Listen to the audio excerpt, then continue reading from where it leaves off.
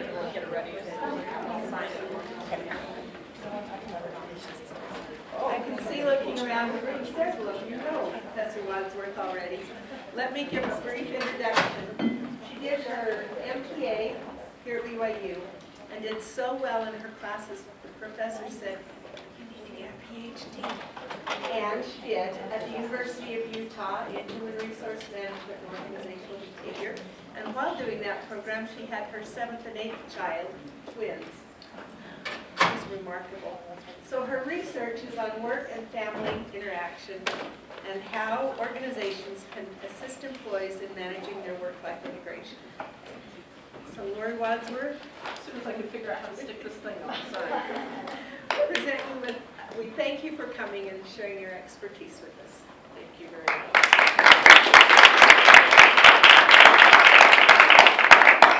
Well, first, I don't even know if it's on.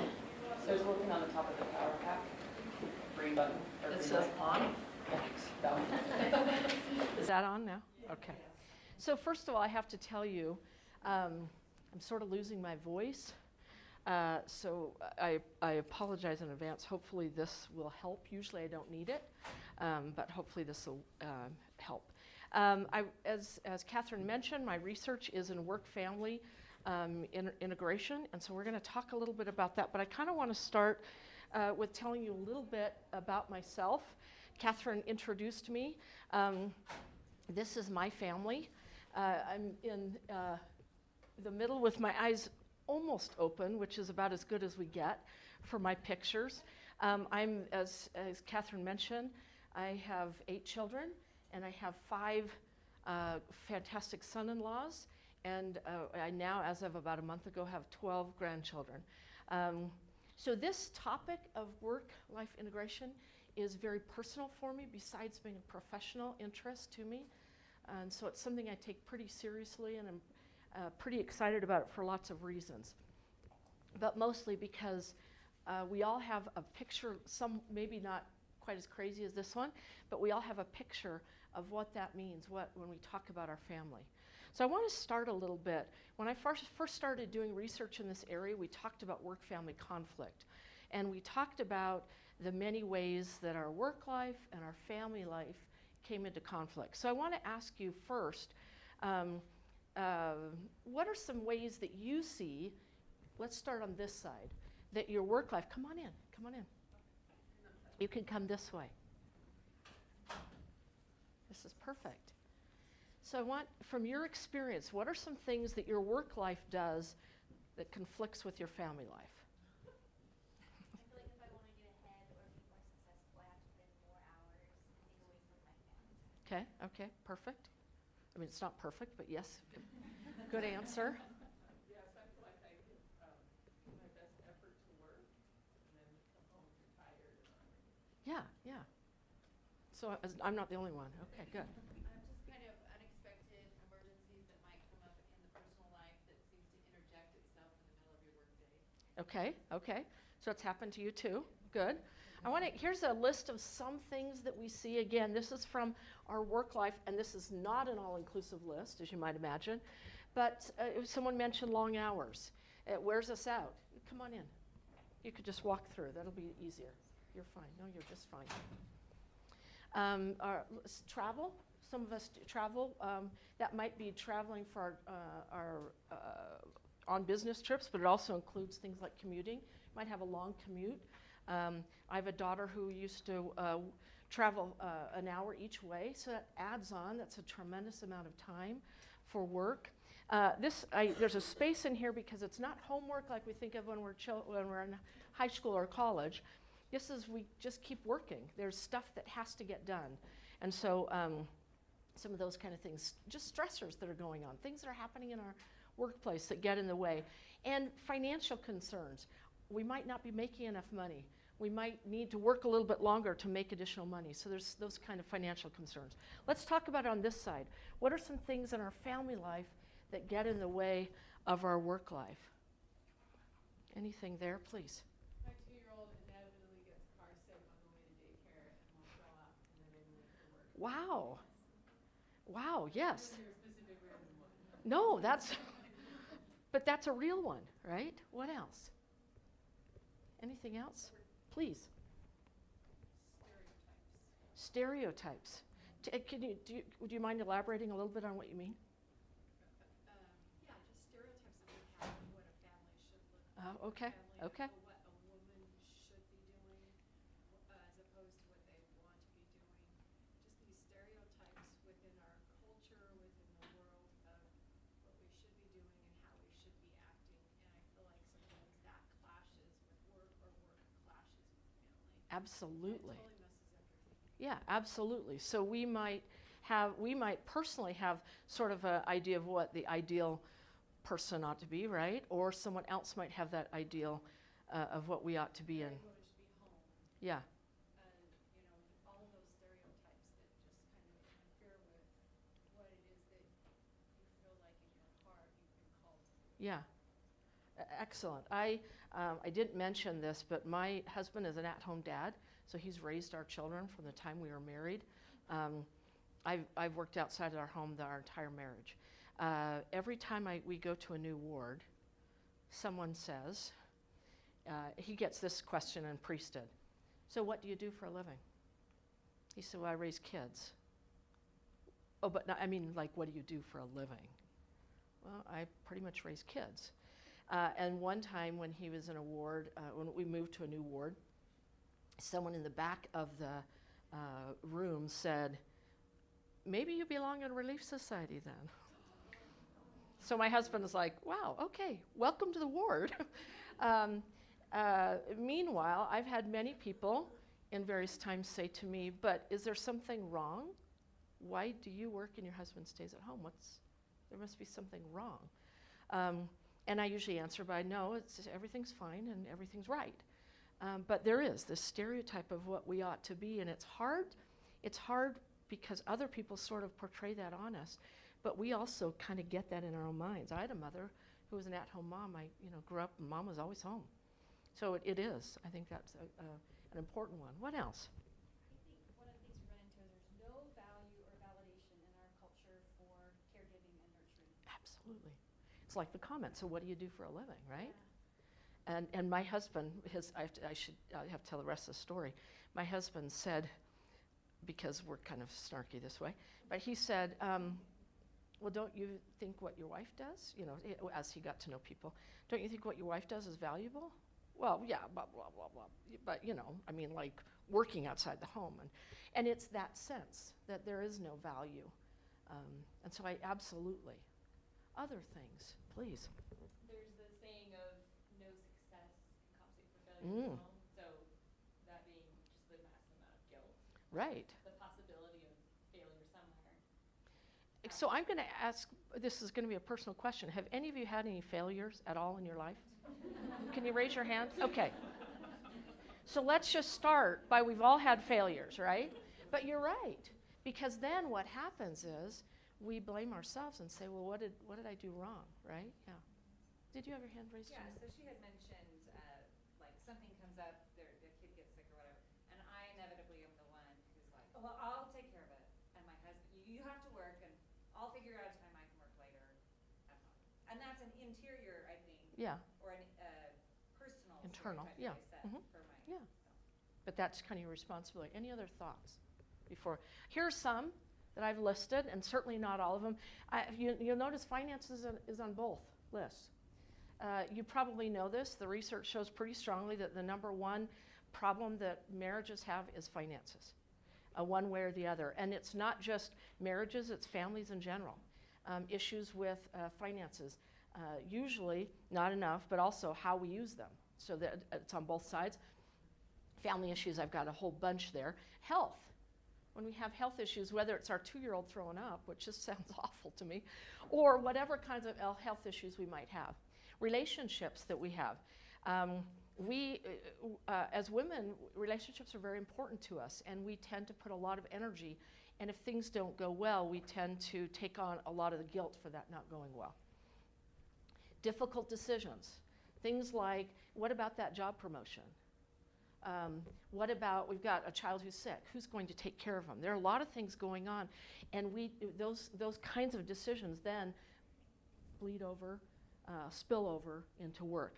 And sometimes our personality. Research has shown that one of the best ways to manage this is hardiness. You guys familiar with the term hardiness? Hardiness is just the ability to make it through tough things. Well, gosh, don't we all want that? How do we come up with it? A lot of it is understanding and being patient with ourselves. But we're going to talk about some specific things we can do to help us be a little more hardy. And that's H-A-R-D-Y, although H-E-A-R-T-Y is probably good too. But how we can be a little bit more hardy in the way that we respond to tough things, because tough things are going to happen. So we early on, we talked about work-family conflict. Then a lot of people, myself included, said, and maybe out of some sense of wanting to justify ourselves, but said there's got to be something else going on there. And so we started to look at what we call work-family enrichment. The idea that things come from both sides and enrich each other. So we actually do better because we work. There's some positive spillover. The previous slide, work-family conflict, is all about negative spillover. Something happens in one aspect of our life, it negatively impacts the other. This one, and part of that is things like on work-family conflict, I don't have enough time to do, I can't be in two places at one time, right? So there are some things that conflict. But here we're suggesting that there are things that benefit me from one domain that then positively spill over to the other domain.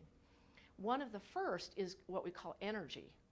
And just like it sounds, if I have a great day at work, I go home and my children actually benefit from my great day at work. And vice versa. If things are going well at home, that positive spillover then comes into the work, and I'm a better worker because of the great things that are happening at home. The other is development. Things that we learn in one aspect of our life help us be better in another aspect. There are things I've learned in the workplace that help me when I go home, and hopefully I'm a little bit more organized. It doesn't always work out, but there are things that I can do better in my home life because of what I'm doing at work, for example. So we're talking about some positive. Anybody have an example of a positive where you've seen this happen in your own life or someone else's life? I have a needy child, and if I were home full-time, she wouldn't get to grow as much because I would rescue so effectively. Instead, because I have an important responsibility at work, I have to say no to a needy child who has now learned over the years to be very strong and self-sufficient. I love that example. I think work gets great. Yeah, I love that example. Please. Going along that, even if you don't have a needy child, you can have a very independent child that doesn't want to doesn't want to be told what to do. But if you say, look, I have this and this and this, and I have to get done, I need you to step up and help mom out with some of the cleaning and other chores around the house. I need you to help me out because I'm not going to be here. I find that it doesn't matter. Your children need to learn how to work. And we can't coddle them to the point that they go off to college and don't know how to work a washer or dryer. That happened to my younger sister. Freshman year at BYU, because my mom gave me a laundry basket when I was 8 years old, and kind of, babied the younger one, and the younger one went to college and didn't know how to use a washer and dryer, and so I don't want that to happen to my children. I want them to learn how to work and how to step in, and I think it's sometimes good for them to have those responsibilities. Take on the responsibility, yeah. Others, please. It's a little different, but for my work, we just did our strategic planning conference or retreat for the next 5 years for Wow. 5-year goals, whatever. We learned about so much things about reaching goals and how to plan, figuring out what your needs are. And I was like, I can do this in my own family. Yeah, I can do my own comprehensive strategic plan to plan out how we can be more productive and more efficient. I thought that was a really I love that, right? So something that works in the workplace, we actually can have some application of it in our home life. Absolutely. Was there another hand? Please in the back and then here. So two things I've noticed in my balance is, one is, so in my family I'm very organized, and that has spilled over into work, and that's helped me receive promotions and be successful. And then also another, I don't know if this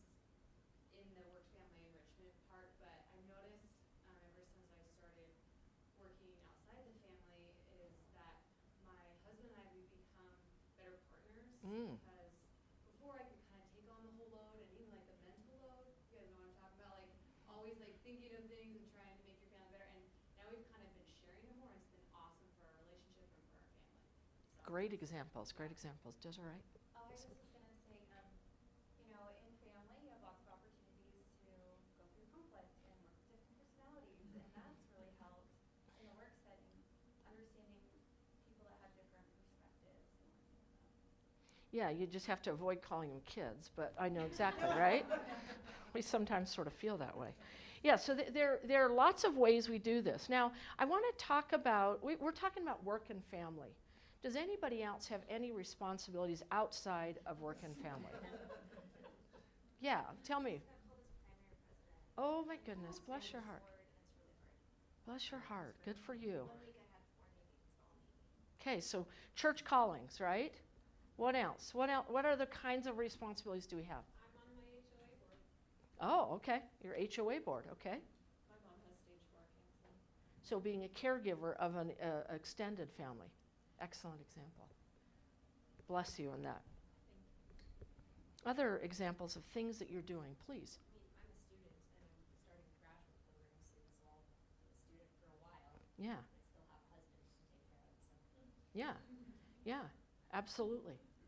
Yeah, the thing is, if all we had to worry about, this work family, I mean, that sounds complicated enough, but we're going to add a whole bunch of other things to that, right? We're going to add church callings. We're concerned about our neighbors, right? We feel some sense, maybe to our community. Maybe we volunteer some. The list goes on, and for each of us, it's a little bit different. So one of the things we try to do is sort of avoid the term work family anymore, because it just doesn't encompass everything we do. So we look instead of work life. So the title of this is Managing Work-Life Integration.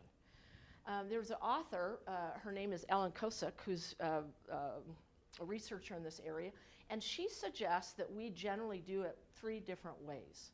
So I'm going to describe them, and I want you to think about who you are, how you do this. The first one she calls separators. Think of it in silos. I go to work, 8 to 5. I turn off, I don't talk to my family, I don't do anything, I just do my work. And then as soon as I'm done, it's sort of like the Mr. Rogers, right? I'm going to take off the jacket or whatever. I come home, and now I'm just going to be with my family. And never the twain shall mix, right? That's a separator. So just by a raise of hands, how many of you see yourself as kind of a separator? Okay? And tell me, are there any of you that wish you were a separator? Okay, what's good about being a separator from any of you, either those that do it or those that would like to do it? What's good about separate? Hey, how are you doing, Alex? So my work pays me for 40 hours a week, that's all they're getting from me, and then I go home and it's just me. So it's helpful to not really have to worry about, oh, I'm going to have this that night. So it gives you a chance to kind of turn off a little bit. Yeah, excellent. What else, please? Total focus with Yeah, you can give 100%, right, to whatever it is you're doing. Any other thoughts? Why this seems like a good. I'm not that way. I was just gonna give the example of my father. He never talked about work at home. I knew what he was. I knew he did something in mines and he did something with copper. I never knew exactly what he did because he wouldn't bring it home. Mm-hmm. He would never take phone calls from home.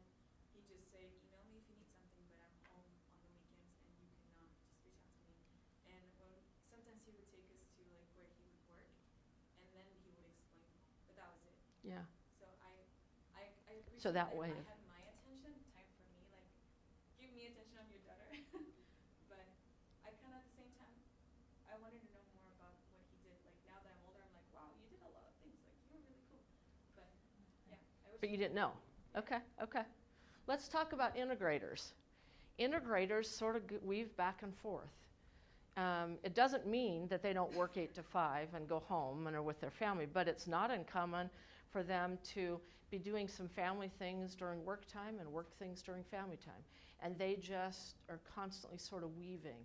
I like the term weaving rather than integrator but that's just me. But it's that idea of kind of back and forth. How many of you would consider yourself as integrators? And how many of you wish you weren't? What's the problem with integrators or integrating? Again, I don't really like that term, but that's her term, so Well, please. I run a business out of my home, Mm. So a lot of my work's at home, but I have a designated area in my family room, 'cause my family room's pretty big, and I can work and do things, but sometimes I wish I had it more separated. Okay. But just because there's pluses and minuses. Yeah, to both. yeah. Other thoughts, please. I think I learned this from my dad, but sometimes I stress out my family by constantly bringing those ideas to them. Because then they hear all about it, or they, That's all I can talk about. right. Yeah. Please. So on the plus side, I can be completely responsive to both worlds throughout the day, and that's nice. On the downside, I'm constantly present in both worlds, and therefore stressed out double. Yeah, people think it's a claim to fame when they multitask, that like that's a fantastic thing. Research is pretty clear that people don't multitask very well. That it takes you longer, or you don't do as good of a job. You can't do it at the same level.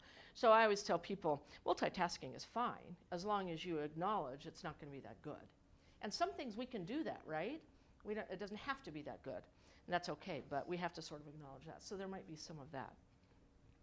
Cyclers, the third one, is someone who, and in her mind, it's much more over-encompassing. Like for 3 weeks, I might be focused completely on work, and then I go on vacation and I'm just with my family, right?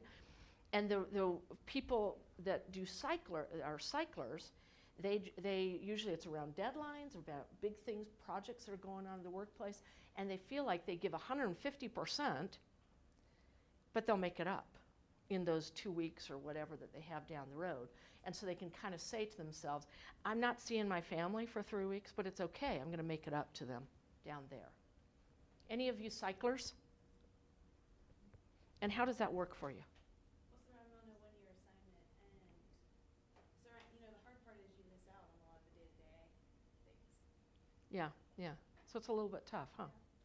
Yeah. So none of these are perfect. And it doesn't really matter which one you do, generally, except for you, right? So some people are better at others. Some things work better for others than others do. Sorry, I just said that wrong. So if you might feel perfectly comfortable being a separator, and that's how you need to live your life. I know some people that's not only they do it and they want it, and that feels really good to them. And others really, really do and want to be an integrator. Doesn't really matter unless you're here and you want to be somewhere else. That's when it gets to be a problem. Because you already have, remember all the stuff we talked about, the guilt, all those kind of feelings. Now you've got even more guilt because you say to yourself, I should be doing it differently. There's no right way, so we have to be really clear about that. There's no right way to do it. You've got to figure out what's going to work for you. I'm going to skip this. Well, I'm going to talk about this very briefly. One of the things we're seeing is a lot of organizations are trying to help us sort of integrate this. It can be good and bad. Back in the, probably in the early 2000s, I don't know what we call that decade, people started offering things like you can get your laundry done at work, your dry cleaning done. You can order dinners. You can order flowers for your spouse to be sent to their home for your anniversary. They were offering all these kinds of things. Now that sounds kind of good, but the end result was, anybody know? Yeah, you stayed at work longer. So the end result was, it actually worked out really well for them, not so well for the rest of us, right?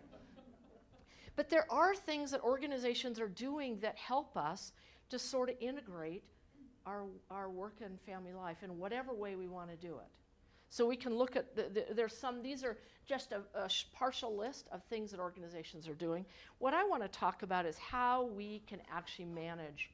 What are some steps? Now I've looked at lots of research on this, lots of studies, and sort of boiled it down to a list that I think makes sense. Some of the things on the list you're going to say, that wouldn't work for me, and that's okay. But I hope that there's something on the list that you say, that might be helpful for me. So first, this should be no surprise. You've got to prioritize. And when we prioritize, that means not just saying, I'm going to say something, my family is really important to me. It's actually doing, right? or saying, my work is really important to me, but I'm not following through. So prioritizing is not just saying, it's actually doing. And I think we have a tendency to just think about the saying part, and that's not good enough. So it falls into the next one, which is planning. When we had all 8 of our children at home, we had a whiteboard that was probably about this size, that we divided into 8 boxes. And there was a Sunday, Monday, Tuesday, Wednesday, Thursday, Friday, Saturday, and a to-do list. And every week we wrote down our schedule. We had to. The problem, which worked fantastic. The problem now that we're empty nesters, we don't have to because it doesn't seem that complicated, but we get caught all the time. My husband will say, you didn't tell me we were doing that tonight. Oh, sorry, or vice versa, right? So one of the things that we've found is we still have to plan. So every Sunday evening, we sit down and say, is anything coming up this week? I have to do that for myself, just to say, what's going on? I've got, my mother lives here, who's 87 years old, lives here in Orem. I have siblings here. There are some responsibilities to, my mother's incredibly vigorous. She drives, she does all those kind of things. But there's still some care, and so there's some things, some responsibilities there. I need to make sure I'm connecting with her, with my siblings. So there's a lot of ways we do this, but we need to plan. We need to figure out, and planning should follow our priorities. Years ago, I used to have my students keep track of their time management, and I would have them, as the week progressed, write down everything they did in 15-minute increments, and then come back to class the next week and we'd talk about it. And then I'd give them the same assignment, but I'd say first, I want you to fill in what you're going to do. And then just, if there's any changes, make the changes. And then we talked about it after. Well, it's no surprise, right? We know this. We're not very good at it, but we know this. We know that if we plan, we're actually going to get things done. If we don't plan, we just don't get as much done. Unless you're like super, which is not what I am. So, the third one is practice. Now this might seem sort of odd, but nobody is perfect at this. Nobody's born at being good at managing all this. And we have all these things coming at us constantly that sort of pull us off, pull us one way or the other. And it changes all the time. Just like we raised our hands and everybody's had failures, you are going to have failures. I'm just going to, you have to know that and know it's okay. We have to practice, because if we don't take the first step, we're not going to get anywhere. Just like when you were a young child and your mother made you practice the piano, or you were into sports and you had to practice sports. The only way we get good at this is if we practice, and practice regularly. Again, some things are going to work for us. Your friend or whatever might say, hey, I've got this really great idea, this works for me.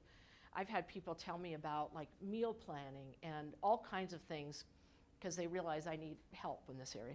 And so they tell me all these great ideas. Some of them don't work for me, and that's okay. I try it, and I decide not to.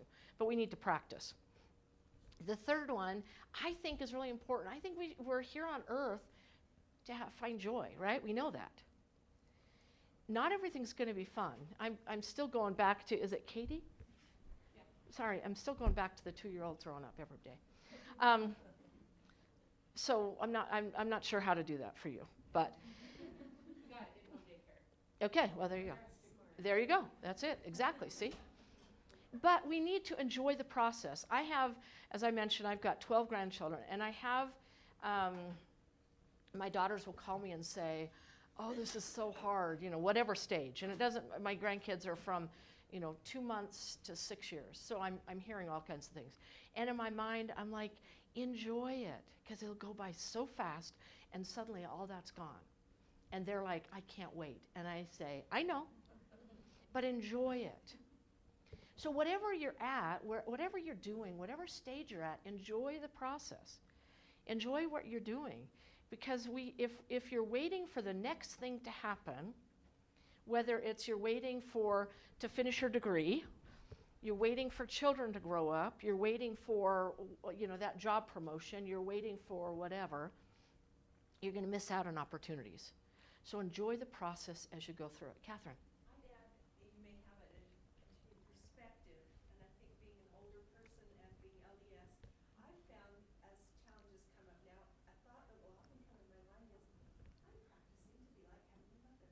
Oh, aren't you good? Somehow we're going to learn to do all of this. We are going to. Yeah. That positive perspective has really helped. I think that's fabulous. That's an excellent reminder. No, it's not on my list. I'm going to have to remember that. I'm going to kind of go with that for a minute, though. Some of you have probably heard me share this before. My mother was a quilter. And for any of you, and I'm not, so it didn't pass down in any way, shape, or form. But I remember as a young girl laying on the ground looking up at the quilts. Do you know what I'm talking about? Any of you done this yourself? And I remember seeing the knots and the strands and going in crazy directions and the kind of a muddle. You know, what in the world's going on there? But I kind of was fascinated by it. And so I'd look at that and think, I wonder what it looks like, because it seems so crazy right now. And then, of course, you know, I'd get up, stand up, and look down at it, and the pattern made total sense. One of the things I've found in life is we're probably on the ground looking at a muddle. We're looking at a mess. Strands going everywhere, knots that don't even seem to make sense, colors that don't make sense, pathways that don't make sense. And it's not until we look at it from above. And sometimes that comes with age. I'm 57 years old. I get now why some things have happened to me. But I think some of it's not going to come till eternities. We're going to go, oh, now this makes sense. So I do think having that different perspective helps us to kind of see where, that it will work out in some way. Every single time something really hard and really tough has happened in my life, at the end, there's a lesson learned. I'm a better person if I approached it in the right way because of that. It's painstakingly difficult to wait, though, when I'm in the middle of it. I want to know right now, how's this going to get fixed? What do I need to do? Let's fix it. But it just doesn't happen that way. So excellent reminder, Catherine. Thank you. Someone talked about being present. One of the things that I think is really important is figure out what that means to be present. Bonnie and I have had this experience, but recently we were both made department chairs in the college. And I don't think I knew exactly how much time it would take, which is probably good. That's, why they ask. But I was sitting, I mentioned we're empty nesters. I was sitting at home, and I had my computer out, and I was responding to emails. I'm sitting next to my husband, and I'm responding to emails, and kind of feeling like, isn't this great? We're spending this quality time together. I know. It doesn't make sense at all, but at the moment, it seemed to make sense. And so I'm working on my computer, and he looked over at me and said, "Is this what the next few years is going to be like?" I'm like, oh gosh, is it? So I still have to answer emails, but I'm learning to try to figure out what that means, how I can do that in a way that isn't encroaching in on my family time, or whatever that time might be. I know a lot of people that have a basket in their kitchen where all cellular devices, iPads, phones, whatever, go in. Anytime you walk in the kitchen, you cannot have a cell phone. And that, these are people that have a dining room and a kitchen sort of combination. They said wonderful conversations happen without our cell phones, right? We know there's great technology, there's great benefit. We all know that there can be a big cost. So we have to be a little careful about that. Now, I don't know how that works in your families. Actually, we do it. We only have adults, and when they come home, all our kids are adults. When they come home, we tell them they can't have the cell phones at the table. I teach here on campus. I don't let my students use their computers when I'm teaching a class. And they'll say, oh, but I have to take notes. And I say, you know what? I'm not that wise. Trust me, you'll be fine. Because what happens is learning is an active activity. It needs active participation. And actually being on our cell phones or our computers takes away that peace. So I don't know what that means for you to be present, but I'd encourage you to figure out how to do that. I've worked all my life. I've had kids that have called me in the middle of the day for whatever reason, and I need to respond to them. But I also have to figure out that when I'm at work, I owe it to my organization to make sure I'm present. So again, think what that is for you, but think about being present. I think this is absolutely critical. Find supportive people. Surround yourself with supportive people. Much of my research is on social support and about the difference that makes when I feel supported, whether it's in the workplace or whether in my home. I'm going to share an example, a story that I just heard from someone. I'm very cryptic about it for a purpose, but someone was just telling me that they had a male, and he said, I have an extremely supportive spouse who looks for ways to help me achieve my dreams. And I want to do the same for her. And this person happens to have a twin brother who has not been as fortunate. And he was comparing the two trajectories of their lives and said he's really struggled in lots of different ways. And this person said, I think it's because I've surrounded myself with supportive people. Why do we not do this? I mean, it seems to make sense, but some of us end up, for whatever reason, in relationships and situations where we have people who do us harm. Get yourself out of harm's way. Find someone who can be supportive to you. And it may not be, nobody's got a perfect workplace, I get that. Nobody's got a perfect family, I get that too. But if you need support, find it somewhere else then, if you're not getting it there. I believe that we are destined for greatness. But the only way we're going to get to that greatness is if we have people who are helping us along the way. And if you're thinking to yourself, wow, yeah, so-and-so, and you're thinking of a list of people who have made a difference in your life. That's what we need. We all need that. We're social creatures. We need that support. And I think for many of us, we need to bounce ideas off people. We need to feel better about things. So we need to have someone to talk to. Take care of your physical needs. Now, this means, no surprise here, get sleep, eat, exercise, right? These are the basics. We know this, and everybody knows this. Nobody looks at this list and say, wow, nobody ever told me I was supposed to be sleeping. We know this, but we're awful at this. And I think women are worse than men, maybe. I don't know. Maybe because we feel like we've got all these other things we do that we let care for ourselves slide. But what I found is caring for myself makes me a nicer person. And trust me, nobody wants the angry Lori. We want the nice Lori. So why would I not do that? But we feel sort of guilty on doing that. Alec, you were going to say, Alex? With this, I have a legitimately in your class for doing something like this with the reminder that you have to take time to plan to do something as simple as eat. And that saved me that semester because See? everything, like if you're not taking care of the physical, none of the rest of it matters. That's right. Yeah, absolutely. Thank you. See, I'd made a difference in someone's life. I love that. And we all know. You know where you're at. I love when people say, I only need 3 hours of sleep a night. I'm sorry. That's not good enough. You may be able to subsist, whatever, barely survive, but most of us need more. And I think we all need to do better here. Change of life, different stages of life, I realize all those kinds of things. But think about, make sure you're taking care of for yourself. And this might just be going for a walk, getting away, doing something. Again, taking care of the physical. And the last one is not as pleasant, but just persevere.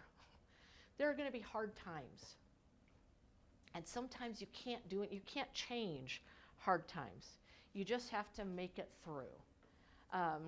Now, this could be that you have a really crummy job, and if I can just wait 6 more months, something better is going to come along. It might be that you have a young baby who's got colic and is awake all night, and you think, I'm going to get some sleep in about a year. And sometimes that's all you can do. But remember that you can also rely on supportive people. If you have something crazy going on in your life, get some help. Talk to someone. I've found people are more than happy to reach out, stretch out, because they want to make a difference. Oh man, I've got to. So this is my list. And again, it's a list that I, through lots of research, through lots of studies, through lots of things, that personal experience, it may not be your list, though, and that's okay. But think of some ways that you can sort of manage that. Now, I want to talk a little bit about guilt for a second. And I'm going to share with you, this is a talk by Elder Oaks from back in 1992. And he talked about things that, it's just like its title, our strengths can be our downfalls. And let me share what he talked about. He said that sometimes we wear our busyness as a badge of honor. Now, I'm not going to ask for a raise of hands. How many of you have ever done that? But Facebook is full of this, right? Someone said, oh my gosh, I did this, I ran the kids, blah. Wow, I'm pretty cool. We have to be careful about this. And what he suggested, he's not saying don't accept a church calling, but if we wear this as a badge of honor, like, I am so busy, I don't even have time for my family. He says that's a problem. So, he talks about accomplishment. Again, we should be having accomplishments, but if we wear that as sort of, again, a badge of honor and pride, it becomes a prideful thing, neglect of family duties. One of the examples in inordinate church service that he uses that also neglects family is there was a young man in a high council years and years ago, and this high counselor said, I have 100% high attendance at high council meetings, whatever. I didn't know that was a thing, but apparently that was, so he said, I've had 100% the whole time I've been on the high council. And at the time, Elder Oaks was the stake president. He said, oh, that's great. And he said, yeah, one time I had to tell my boss, I asked my boss if I could go, and he said, no, I need you to work late. So I called in sick because I didn't want to miss my high council meeting because I was 100%. And he was surprised when Elder Oaks said, so you lied? And suggested that maybe that wasn't the right thing. Sometimes we get our goals mixed up a little bit, a little crazy. Again, this example of intense focus on goals. Doesn't mean we shouldn't be setting goals. But if we set goals to the extent that they end up hurting us or someone else, and instead of, we forget what the real purpose is. A desire to be led in all things. He talked about people who are very good in the church about wanting to follow the prophet, about wanting to follow whoever to make decisions, but he said, you're also an adult. You need to make choices. You need to make decisions.